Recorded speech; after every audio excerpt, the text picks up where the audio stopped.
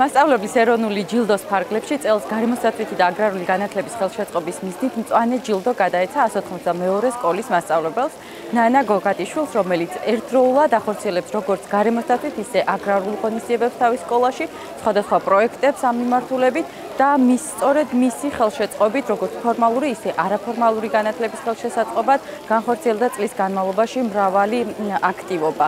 ასე განსაკუთრებით გამორჩეული არის ჩვენთვის არჩევითი საგანი, რომელიც სკოლაში მიცი ინიციატივით დაინერგა, ეს არის გარემოს დაცვა და მდგრადი განვითარება, ასევე გამოვყოფდი მაგალითად პროექტს სოფლის მეურნეობასთან დაკავშირებით ფერმიდან სუფრამდე. რა ძალიან მნიშვნელოვანია იმისათვის, რომ გავზარდოთ მოსწავლეების ცნობიერება გარემოსდაცვითი და აგრარული მიმართულებით.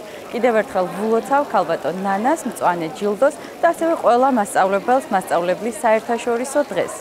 დღეს მე გავხდი მწვანე ჯილდოს მფლობელი.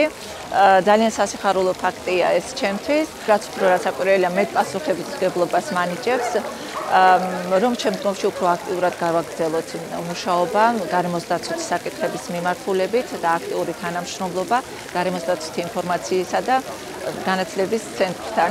ჩვენი სკოლის ერთ-ერთ მთავარ პრიორიტეტს წარმოადგენს გაეროს მდგრადი განვითარების მიზნების ხელშეწყობა. ამ მიმართულებით სკოლა აქტიურად მუშაობს. სკოლაში ჩემი ინიციატივით დაინერგა გარემოსდაცვა და მდგრადი განვითარების საგნის სწავლება არჩევით საგნად მე-10 კლასებში. სწორედ აი ამ პროექტის ფარგლებში განხორციელდა სასკოლო პროექტი სოფლის მეურნეობა, აგროკულტურა, ფერმიდან სუფრამდე.